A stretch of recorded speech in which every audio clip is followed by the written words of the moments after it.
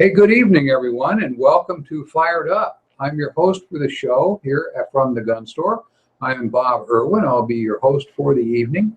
We are on KSHP Radio 1400 AM, as you know, if you're listening to this, and on YouTube every Thursday evening from 5 p.m. to 6 p.m. The YouTube show you can find if you go to YouTube and search Fired Up with Bob Irwin, the name of the show. The YouTube version stays on forever. If you're listening to this while you're driving and think you might miss something or want to play it back again, you can always go to YouTube and find shows going back 4 years now. Yeah. You can see how wrong I was about something I said 2 years ago that didn't actually turn out to be that way. Tonight, my guest is firearms instructor and a ex-police trainer, Tony D., who works for us here at the gun store as an instructor, and his background is way too long for me to possibly explain in an hour-long show, but welcome to the show, Tony. Could you do a bit of your background for people? Thank you, Bob. Yeah, I've been to Vegas here for since I retired from the police department, about 20 years, 25 years actually. And I was with the Rochester Police Department in Rochester, New York. I was in charge of the police academy, the firearms training unit, and I was also a member of the department's bomb squad and SWAT team. I was the guy who did the dynamic entry stuff, so that was fun. Did 20 years and 5 days with the department, gave me 5 extra days. Wow. Immediately came out here to Las Vegas again because I never want to see another snowflake for the rest of my life. Yes. Tony has some interesting war stories over that, and what he left out is a big deal to me. He actually started and trained the very first SWAT team in the United States. Rochester had theirs 1 year. We had 1 year before LAPD, and they'll never admit it, but we were first, first in the country. And they copied everything Tony came up with. So there you go. This show, as you all know, is about guns, politics related thereto, and self-defense issues, predominantly self-defense issues. If you have a question or comment, you can email me at bob@firedupmail.com. It's on a little sign here, I believe. Yeah. And we will answer all questions that you send in by text or email to that address. If you have a question for Tony direct, send it to me and I will give it to him. Actually, we work in the same building, so that's not too difficult for me to do. Anyway, we always start out with a few self-defense cases because guns are used in self-defense a lot, depending on who's counting, 200 times a week or so in the United States. Most of the stuff you see on the media is negative to firearms. And so we like to start out with some cases of reasonable self-defense or good shooting cases. The cases I use are ones that are instructive to listeners. Most of them are good shootings. A few are bad shootings. And once in a while, there is a really stupid shooting that we cover, because what I want listeners to do is put themselves in the position that the person involved was in, and see if we could make the shooting a little bit better, if they'd come out a little safer, or maybe do it in such a way they don't get sued out of their socks later, that sort of thing. They're all there for educational purposes, not to grade the individual involved in the incident. Very difficult in real life to think things through on the fly when the knife is pointed at your throat. So give the people that did something not perfect a little leeway, because it's really hard to work under that kind of stress. We are going to talk first about a shooting in Lubbock, Texas. The Lubbock Avalanche Journal reported on the 30th of June. A family heirloom apparently was a spark of a domestic dispute resulting in a shooting on a Wednesday. The officers responded to a shots fired call at Casa Capelli Salon. It's a restaurant, actually, in the 2600 block of 27th Street. This is just after 4 in the afternoon, where they got a report of shots fired and 2 gunshot victims.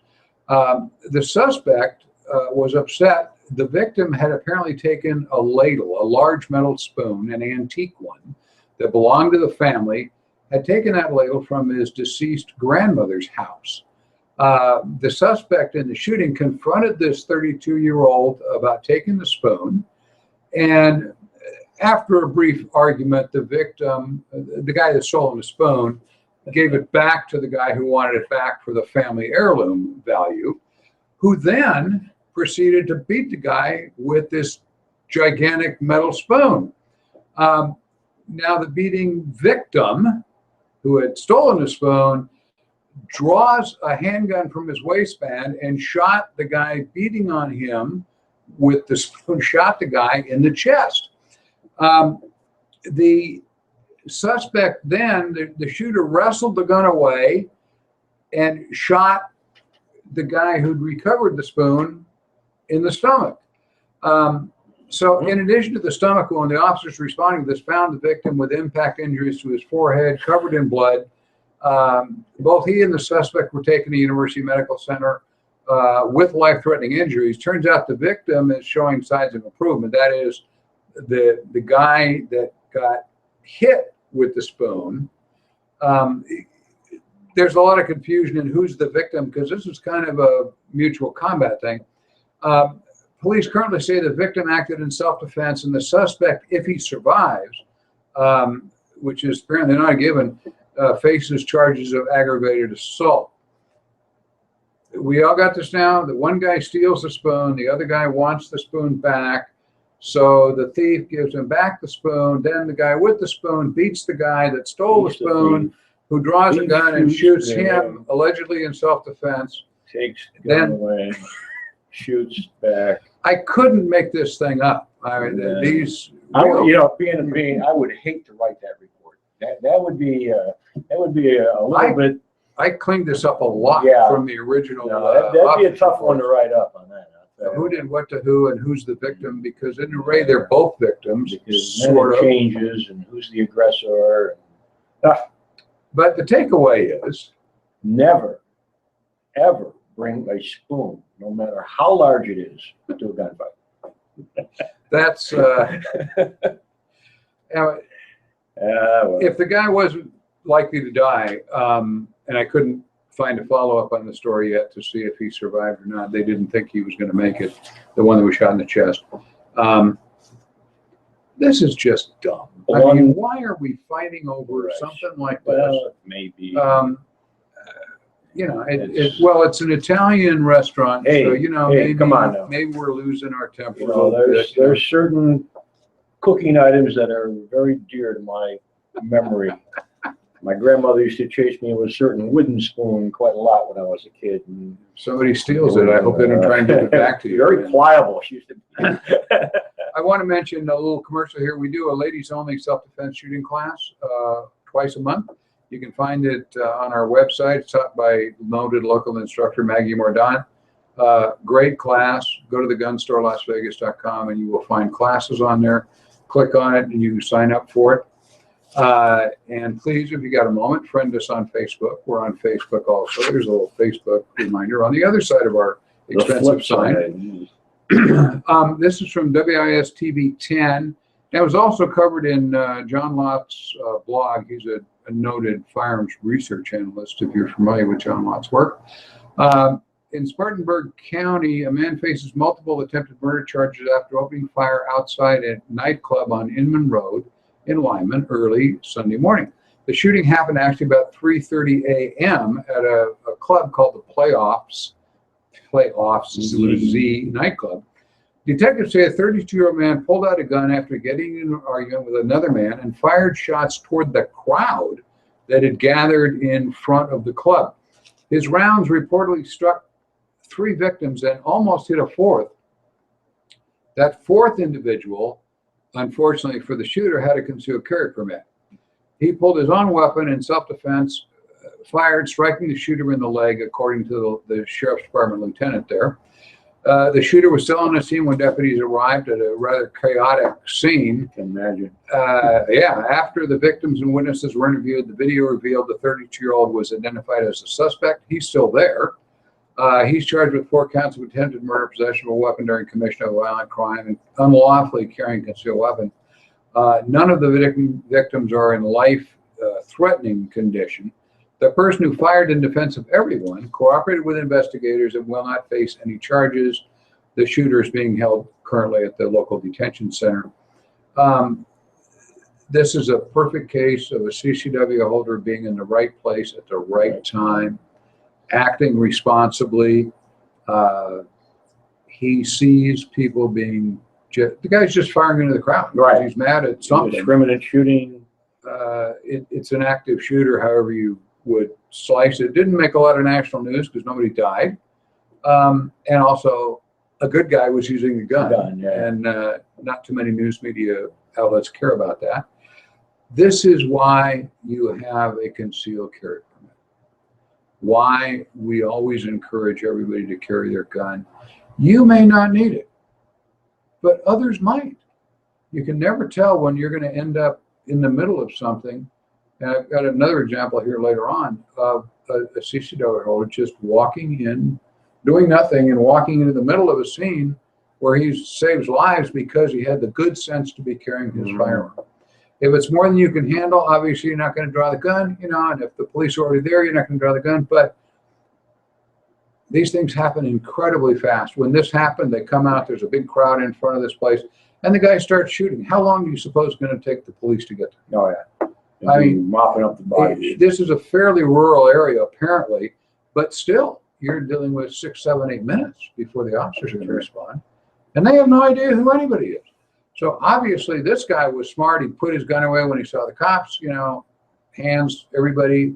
I presume he got handcuffed like everybody else. And fortunately for him, there was also a videotape of the parking lot of the club, which you always want to get engaged with bad guys in front of a video camera if you can, because they will save your bacon. A couple of examples this week of things being on videotape that maybe prove it right or prove it wrong. If you're planning a corporate event like shooting a machine gun, having a group come down, contact Melissa at thegunstorelasvegas.com. You can go on our website and click on Melissa or click on special events, or just send her an email, and we will get you set up for a fun afternoon or early evening. That I'm going to skip because I think the guy's lying about it. When I do a lot of review of shooting cases, I got a couple of court cases working right now, and when you read the reports as to what happened, something jumps out at you. You look at it and go, nah. Well, this one as an example, I'm not going to do the whole story because of it, but this is what investigators look at when they come to scenes. A couple is out walking through a park in Eugene, Oregon. Beautiful city if you've never been there. Went to college in Klamath Falls nearby. Eugene is like gorgeous. Anyway, there's a flower park there that people walk through with all kinds of roses and things, whatever. And this couple is walking. The 29-year-old victim was with his girlfriend. Another male suddenly appeared, according to him, and asked for money. The male that wanted the money was a little aggressive. The male half of the couple told him they don't give money away. Then the guy displayed a knife. The bad guy displayed a knife. He's 29 years old too, both of them, and began to close the distance. Actually, the shooter's version was that he charged him from a distance of about 7 feet. The would-be victim then drew his .380 Smith & Wesson bodyguard, little automatic, pointed at the suspect. The suspect stopped, and there was an exchange of words, like males will. And then he turned and ran. The couple called 911, and they caught the guy, and he was charged with first-degree robbery. What's wrong with this is when you look at the individuals, this little skinny guy who's the aggressor with the knife, and it's this guy got to weigh 400 pounds. That is the guy with the gun. And he says the guy was 7 feet away and charged him. That was his statement to the police. While the guy charged him, he drew his gun, got it up, warned the guy off, and the guy stopped. It only takes about a half a second for somebody to close that 7 feet. Right. There is no way in bejesus that he drew his gun that fast and aimed it and warned the guy off. So the guy was either very much further away, or the other guy is this didn't really happen. Ipswich shooter. This didn't happen. You look at the physical characteristics. You have a guy that say they weigh 400 pounds and they're 5'1", and they say I chased a suspect for 4 blocks and finally caught him. And you go, no, that didn't happen. So I don't know what really happened. I'm not telling you the guy's a liar, but a lot of times I'm sure it seems like the bad guy is a lot closer than he really is, especially in your memory. And charging, maybe just walking. There's a lot of things that happen here that your own mind in panic, because he's, of course, concerned about being stabbed, are going to exaggerate things. And unless I get a clear picture of this, I'm going to say, no, it didn't really happen that way. It may have been a good pointing of a gun. Didn't shoot him, just pointed the gun. Well, nobody got hurt. Nobody got hurt, you know, because he had a gun. The guy ran off. They caught him. That's good. Everybody wins. Those are good shootings when nobody gets shot. When you don't pull the trigger, they're good shootings. And that's just another thing too. Just the mere presence of a firearm, you know, could in a lot of cases de-escalate a situation and you know, prevented a tragedy perhaps. So you know, that's another thing you don't hear too much on the mainstream media either. You know, the carrying of the gun was good, even though it wasn't used. Yeah, and again, if he hadn't had the gun, he would have been stabbed. His girlfriend would have been stabbed. So, these small town things, the national media doesn't normally carry. This is from a news station, KEZI News in Eugene, Oregon. It's just a local, little, tiny television station. Doesn't broadcast anywhere but Eugene. So, you know, these things don't make the national news, but because the guy had a gun, he saved his own life, probably, even if he misread it a little bit. We're going to skip that one too for now, and we'll go to number 6. The Tribune in Greeley, Colorado reported just after 6 p.m. a suspect entered the west wing of Fraser Hall of the University of Northern Colorado campus. He robbed a UNC custodian at gunpoint, demanding his wallet and his watch. The guy's doing his dust mopping, whatever. It's 6 o'clock at night, campus is basically closed. He got the wallet and the watch, then he fled. The victim followed him. Not a good idea generally, but we're dealing here with following the guy, not pursuing him. There's a big difference there. A nearby local restaurant, a resident who lived there, was at a nearby restaurant, just picked up a food order and was walking through the parking lot back to his car. He sees a guy with a wallet in his hands running past the restaurant. Seconds later, an out-of-breath older man walks up asking for help. The guy that got robbed was in his early 60s. The robber is a youngster. Obviously, if there's a long foot pursuit, even though the guy works with his hands for a living, he's not going to run down a kid like that. Anyway, this out-of-breath guy comes up and asks for help from the guy with the food order. Said the guy had just robbed him. The guy he saw run by had just robbed him and was armed with a gun. So that guy grabs his Smith & Wesson handgun. We had a Smith & Wesson in the last story. This is a Smith & Wesson commercial episode here. Grabs his Smith & Wesson out of the car trunk where it was legal to carry and took off after the robber. At some point, the suspected robber ditched his gun, but found himself facing the resident holding him at gunpoint. The resident said, "I told him to freeze. I pointed my firearm at him, told him to drop the wallet and wait for the police." The suspect dropped the wallet, but then tried to run. The resident put his gun away, tackled him, and kept him there till police arrived. The resident, this armed guy, turns out he's on the collegiate wrestling team. I left that out of the thing, but he's been wrestling all through high school, and he's like a state junior champion or something. So he was able to take the guy down. He didn't need a gun until police arrived. It turns out the robbery weapon was recovered by police. It wasn't a real gun. It was a replica. Interesting. The would-be robber had only been out of jail for a week. He'd been arrested for felony menacing on May 28th, bonded out on June 22nd, and this took place on June 30th. A lot of stuff here. Yeah. These are a couple of very brave citizens. The janitor, the original victim, I think was smart in giving his wallet and his watch. He believes he's looking at a gun. There's no reason to lose your life or get wounded.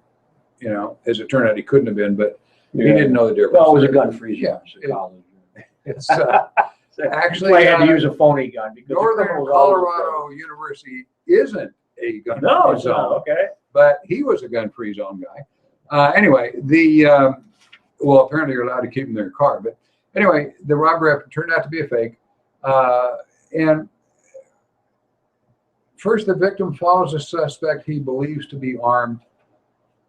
That's okay, as long as you're following to get information, maybe see a license number, direction of travel. That's okay. So you can help the police get your wallet back. It's a pain to lose your wallet and your credit cards and get it, if you live in Nevada, wait 9 hours in the DMV to get a new license, that sort of thing. But again, no shots were fired.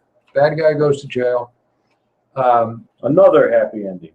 Another happy ending. This is another no shots fired. Who cares? Nobody in the major media is going to publish it. The Greeley, Colorado newspaper is a weekly, that nobody reads.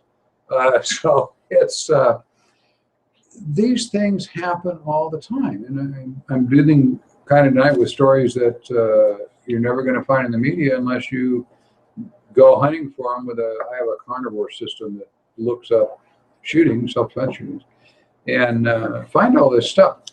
A little commercial for the gun store here. We got a bunch of Smith & Wesson M&P AR-15s in stock. If you want to really annoy Hillary or somebody like that, come down and buy one. They get really annoyed when people buy AR-15s because, of course, that's bad somehow. There's two stories kind of together here because they're sort of related. They're both home invasion shootings.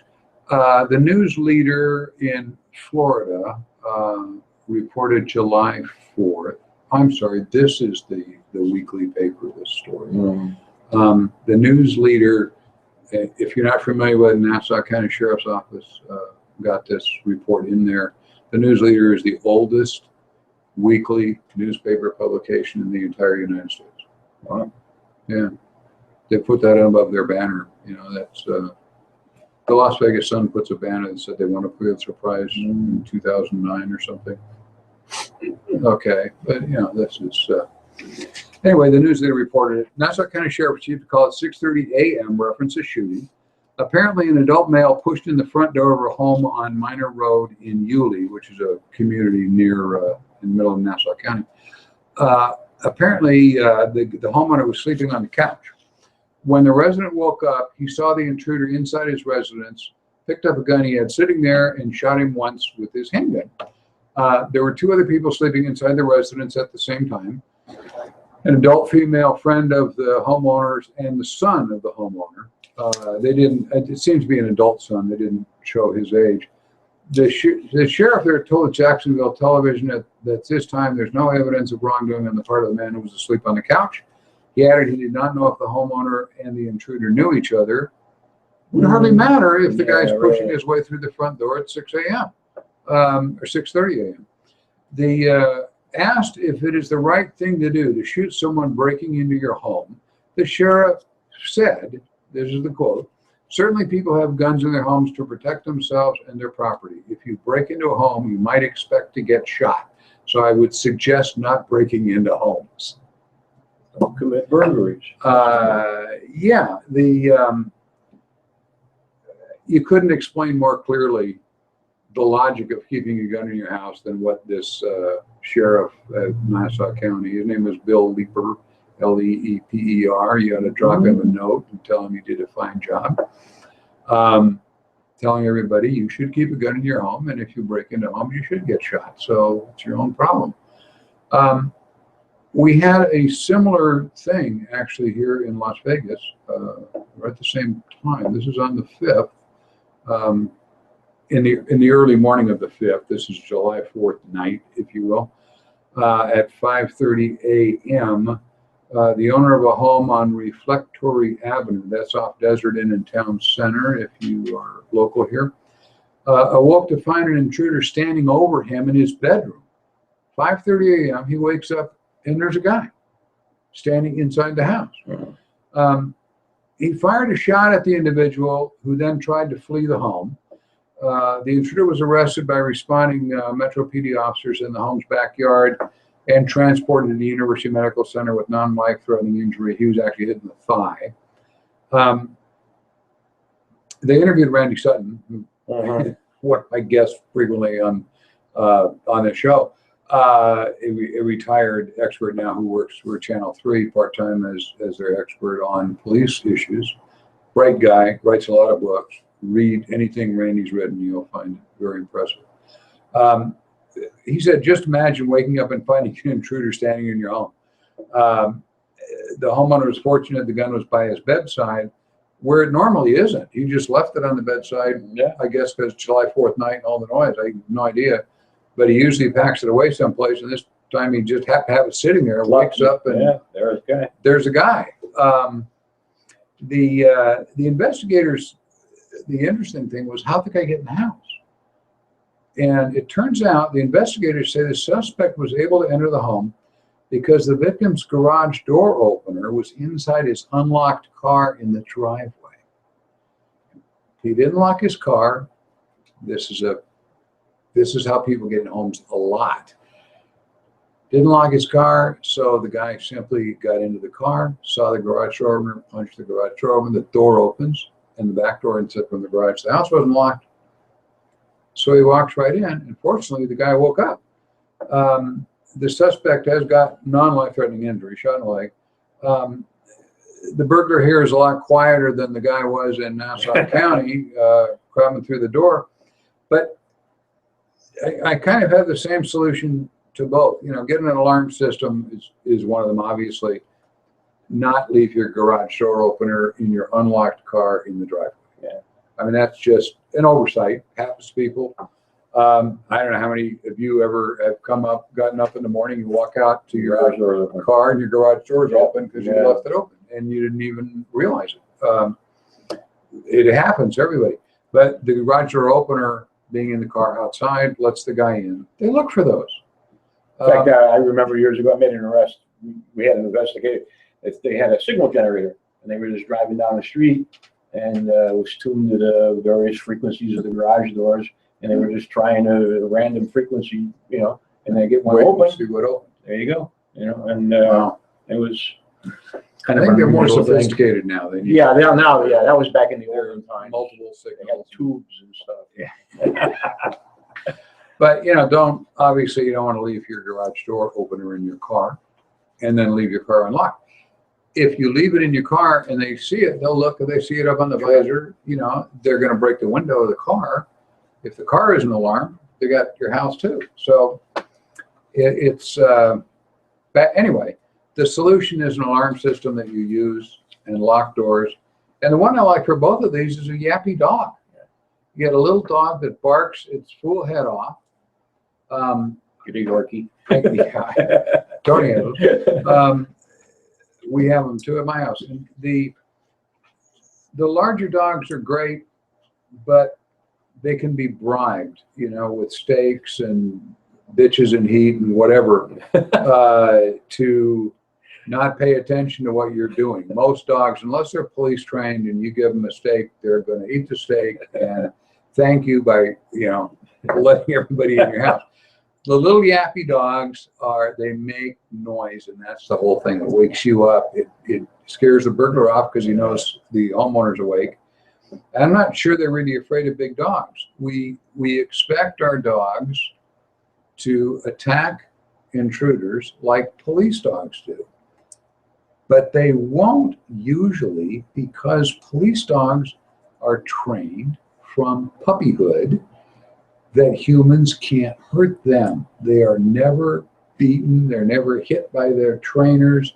They don't know. That's why they will run at a guy who is raging at them holding a hammer. They don't know that humans can hurt them. And they're trained that way.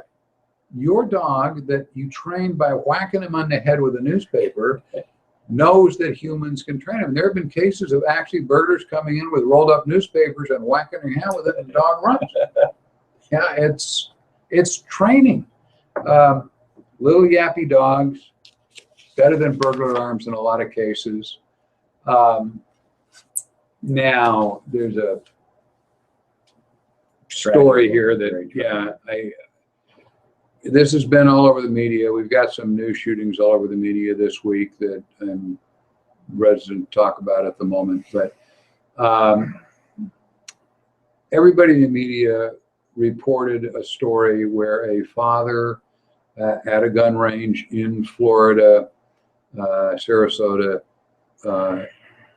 shot his own son accidentally in the middle of the afternoon at 3:15 in the afternoon. The story is this guy he's 54 years old. They go to the range all the time. He went to this Sarasota range to shoot. He's in the last bay on the right-hand end, and there's a concrete wall there. And one of the shell casings, his own shell casings, bounced off the wall, went down the back of his shirt. They're hot. Yeah. This is a common thing, and we can tell you, being in gun ranges, that shell casings bounce. There are some things you can do about it, but that's not. I'm not doing this to criticize the range. What they did, they seem to handle everything pretty well. Anyway, deflected, goes down the guy's shirt. When he's burned, he reaches behind his back to dislodge or move or something the shell casing that went down the back of his shirt. Doing that, he pulled the trigger of the gun. That bullet struck his young son and killed him, 14 years old, who was standing right behind him. His 24-year-old son and a 12-year-old daughter were also at the range. Neither of them were injured. I'm sure they were injured psychologically. They weren't injured by the bullets. Police are investigating. No charges have been filed against this guy. His name is Brumby. The sheriff's office said. Well, we're very familiar with these here because that's what we do for a living. And the range master has to be right there looking at the gun, and when the person is shooting, and you have to, it's an immediate response. As soon as that gun breaks any distance at all, you're on the gun. And it happens. I mean, it happens to girls. Sometimes we'll put a T-shirt on some of our clients. Summer fashion. Right. Just do summer fashions. Everybody's in a tank top and a pair of shorts, 100 degrees outside. But when it's something that it's an occurrence. It's going to happen. They're hot. You have to be aware of it, and you have to prepare yourself. I remember I had one client. He was shooting, and it bounced off the wall, and it caught right in his glasses right here. Yeah. And it stuck there, and he started moving. And it had 1911. I grabbed the gun and I slapped him. And he's like, "Oh, thank you." I slapped the glasses right off his face. Well, that's why we use shooting glasses. They have a ridge on the top. We make them put shooting glasses over their glasses because a shell casing can stick right here behind your glasses. Oh, yeah. And when your eye is burning, it's hard to control the gun. I recall, teaching as Tony did. I taught in a bunch of police academies over the years, and most common police automatics will eject high right, and it'll go over the next shooter and land right on top of the third guy over. And we have them wear tight necks and so on and so on, but it doesn't work all the time. Or they'll catch one behind their eye, or it'll stick on the top of their ear, or whatever. And the rule always was, for them, you can jump up and down all you want, you can scream. I don't care what you do as long as the gun stays pointed downrange. The gun is frozen there in midair pointing at the target, and you can jump around and do whatever you want. But if the gun comes around, it's over. And, the sad part of that is because of the climates with lawsuits and so forth, I, over a number of years, ended a few guys' career in law enforcement. Once he points his gun loaded, finger on the trigger, and pointed in an unsafe direction. 3 things you got to do all at once to hit somebody with your gun accidentally. It's got to be loaded, it's got to be pointed, and you got to have your finger across the trigger. When they did all 3, that was the end of their career. And I hate to do that to somebody, but in the age of liability, this is where Tony or me would be sitting. This individual has demonstrated to the world, a whole bunch of cops, that he's not safe with a gun. So when I leave him on the range, who gets sued when he does it again? You know, it puts us in a terrible position. I recall one that was chucked for that reason, and I recall it because he immediately claimed that I had kicked him off the range because of his ethnicity, and we had a little hearing with the department that put him on, which is parole and probation, and we explained, you know, what happened and why we did that, and he didn't really follow directions. And the lady that was running parole and probation at the time said, well, you know, that's not what you're supposed to do, and you know, we're short of Spanish-speaking individuals for probation officers and so on. Gave us all these reasons, and I said, you know, if you want to order me to leave him on the range, even though he's demonstrated that he's dangerous, have at it. And she said, well, that's not my call. I said, well, yeah. But anyway, he left and he went to work for another agency. He lasted less than 5 days before they fired him for similar actions. So that was kind of self-serving. But I hate to, you don't understand the position the ranges are in. If this range had this accident now, certainly they will do something with the concrete wall. Mm-hmm. That wasn't known to be a hazard. Now it's known to be a hazard. A range I worked in Hawaii years ago, we had problems with rounds, shell casings bouncing off the sides of the booths. And what we did in that case, we hung some towels, decorative towels, about an inch off the wall. And when the shell casing hits that towel, it won't bounce. It just kind of falls over. And we have to change the towel every week, you know, because it gets full of dirt and, you know, nastiness. But there are solutions to that. And if the range hasn't had that happen before, that's the learning curve. And it's unfortunate. This thing was, the problem is the vultures are blaming the guns. You know, and the anti-gun people jumped on this immediately. Guns are dangerous, yada, yada, yada. You know, at the same time, we had, you know, how many people, teenagers get killed in car wrecks, and how many gangbangers shoot each other. July 4th weekend, they set another record in Chicago. Yeah, I heard that. For people intentionally shooting each other, this was an accident. Nobody feels worse, couldn't possibly feel worse than the father. And it's a disservice to the world that the vultures are trying to outlaw guns based on an accident. These are the same guys who don't outlaw cars, you know, and drunk drivers use them. There's another developing political story, and it's not the one you think. This one wasn't covered by a lot of media. I have to give you a little bit of background in this court case. This is an appellate decision out of New Orleans, the Fifth U.S. Circuit in New Orleans. There was a fella who sent in recently, 2 years ago, a form that we use if we're manufacturers to manufacture a full automatic gun. It's a form to give him permission to convert an AR-15 to M16. You can't do that anymore except a manufacturer for demonstration purposes or for sale to police departments or exports. They outlawed making new machine guns for entry into commerce back in 1986. There are currently 175,977 Exactly. I'm sure that machine count is guns exact. that are legal in the United States for transfer to individuals. Well, that's made them very expensive. So this guy, not knowing that apparently, sent in a form that he wanted to build his own gun. What we used to call it Form 1.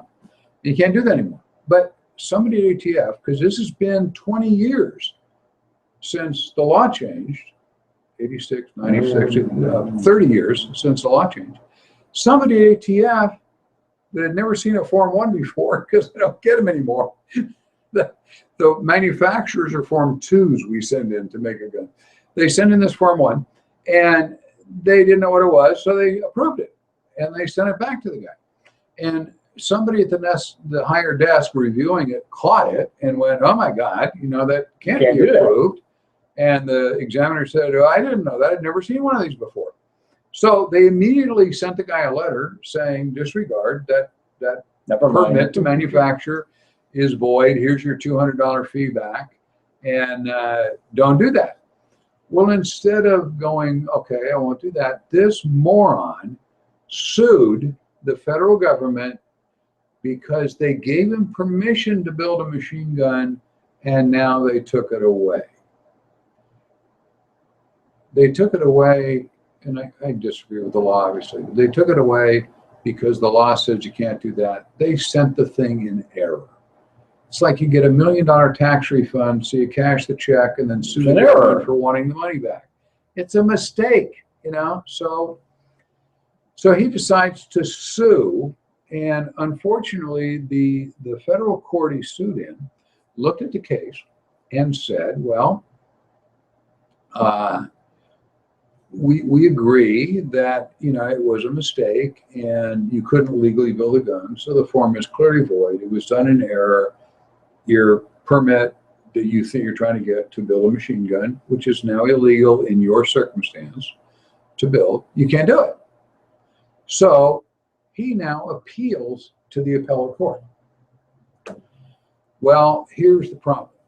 When the appellate court looked at it, they went a little further in their argument, not just that you couldn't build a machine gun nowadays, but they interpret the Second Amendment as saying you can have, and his argument was, it's common military equipment like, you know, people have, so therefore it should be legal to make them because it's the gun of the militia. The modern militia uses M16s, the Army uses M16s, the National Guard uses M16s, yada, yada, yada, yada, and therefore it should be legal. Well, now he's in front of an appellate court, and the appellate court looked at it and said that it's not protected, and they went further to say the fact is that there's a limited number of guns for the last 30 years, 175,000.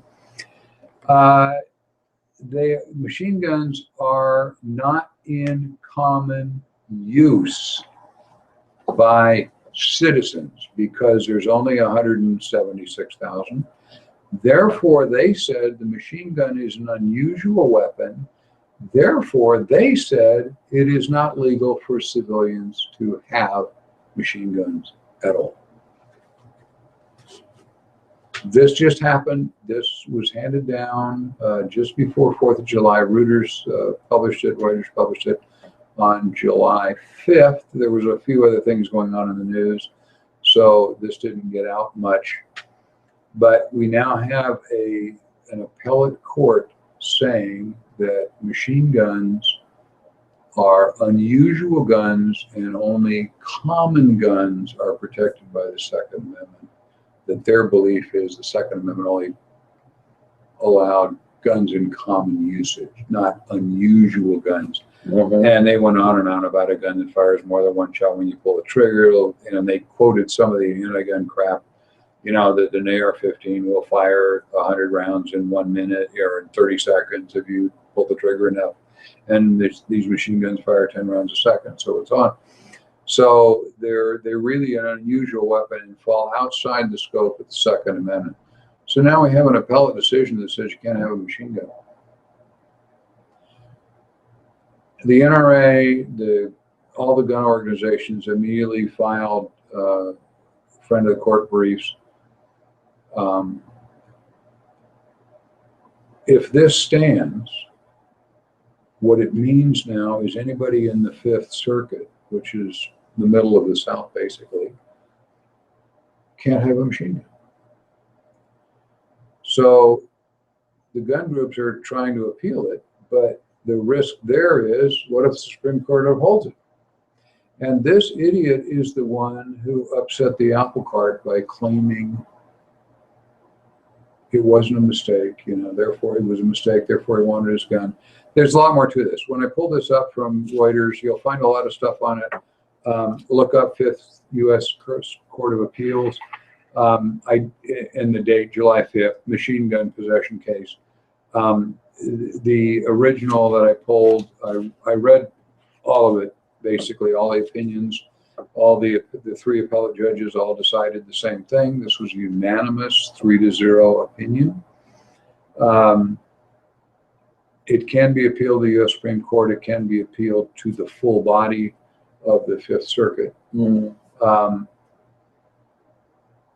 It certainly can't stand. This guy has created a decision that could hurt everybody. Yeah, I mean, that 175,977 machine guns are worth millions and millions and millions of dollars.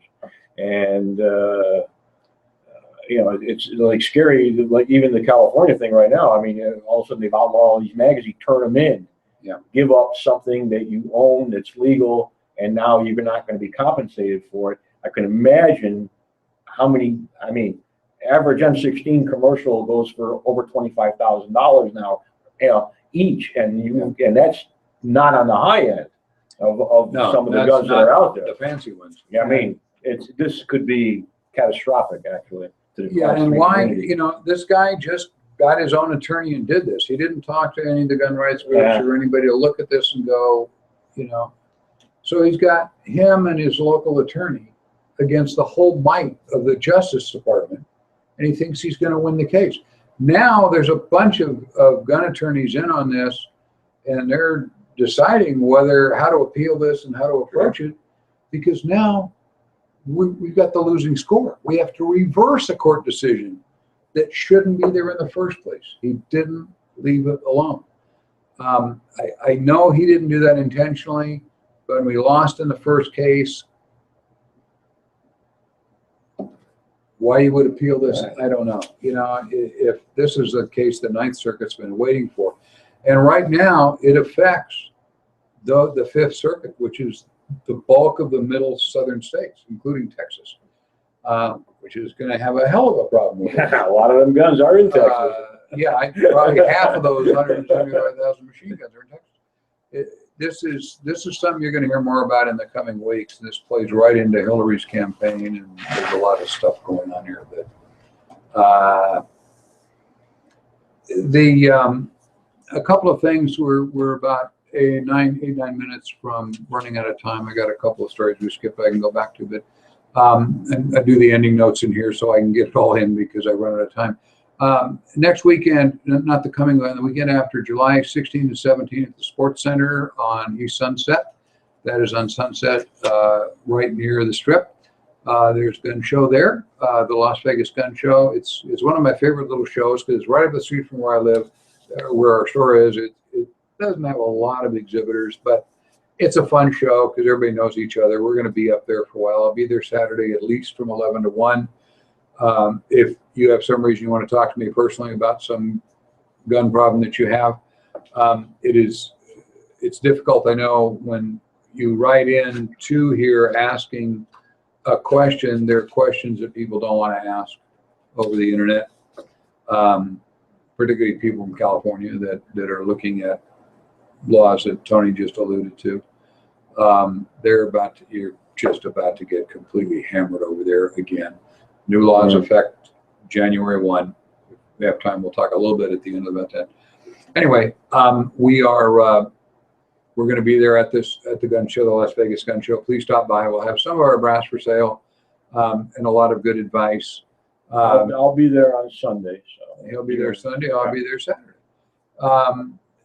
Either of us be happy to give you confidential advice, certainly. And the questions you always get, I can tell you right now, is I have this gun that my grandfather, we found in his safe, and he brought it back from Korea, and I think it's a machine gun, and what do I do with it? And the answer is throw it in the lake. You can turn it in ATF. There's a ways around it, but don't just keep it, because if you're caught with it, you're going to go to jail. That's the short answer. The longer answer is more involved. Next week, we have Attorney Bill Gamage on with us. Bill and I taught several police academies together years ago. Then he became a law enforcement officer. He worked for gaming control for years and years and years, and now he's an attorney in private practice. I love attorneys that have been cops and law enforcement officers. He really sees things from great angles and brings up answers that I would have never thought of. Great guy, Bill Gamage. He'll be here next week. Same time. Thanks for listening. Again, we're on YouTube. You can watch all the old shows at Fired Up with Bob Irwin on Facebook, or on YouTube, rather. And our website is on Facebook, although it's down at the moment for some reason. Try to clock into it just before the show, and it's not coming up. We do, as a reminder, offer free concealed permit classes every Monday, every Wednesday, and every Saturday. Get a gun and get training. The important part of having a gun is knowing when to use it and not going to jail when you do use it. Just a note, one of the groups I follow is Judicial Watch. If you want to support a group, they're the ones that are always suing under the Freedom of Information Act. They discovered a report that came across their desk that was released under a lawsuit by BATF, that a gun tracked by ATF from the Fast and Furious running guns over the border thing was used in the Paris attacks. Apparently, the owner of the gun sold it illegally off the books. Judicial Watch confirmed the federal agents tracing the gun found a Phoenix gun shop owner to be in possession of an unregistered full automatic weapon, according to law enforcement officials with first-hand knowledge of the investigation. Apparently, when they traced it back, they found one of the guns that he had sold in Paris, used by the terrorists in the Paris attack. And when they went to talk to him about it, they caught him with another Fast and Furious gun and another one that was full auto. Wow. More on this, film at 11. That's another thing that didn't make a lot of news because it happened right in the middle of 4th of July. A gun that was bought through Fast and Furious, the bottom line is, ended up being used by the terrorists in the Paris attack. Amazing. You'd love to be a camera hooked to that gun and see how in the world it got from a gun shop in Arizona to Paris. Sold during the Fast and Furious thing. They don't know for sure if it ever crossed the border or not, because a lot of the guns they sold didn't cross the border. But where it came from and how it got from there to Paris in the hands of a terrorist. Wow. And the guy that knows the answer is currently under arrest. And incommunicado, they tried to get to him when Judicial Watch sues all this stuff under Freedom of Information Act. And when they got this long redacted thing that the Justice Department sent over finally, those are the basic facts. A lot of the redacted stuff they had on their website, they had one of the pages, the whole thing was redacted, top to bottom, every word crossed out. Yeah. Amazing. Here's our Freedom of Information. Hey, we thank you very much for listening to Fired Up. We're going to have a lot more on next week on California's laws. Governor Brown just signed a whole bunch of stuff. Bad stuff. Yeah, but California will be crime-free. We'll be back next week with the attorney, Bill Gamage. Please tune in. Thanks for listening. I appreciate it. Thanks, Tom. Thank you.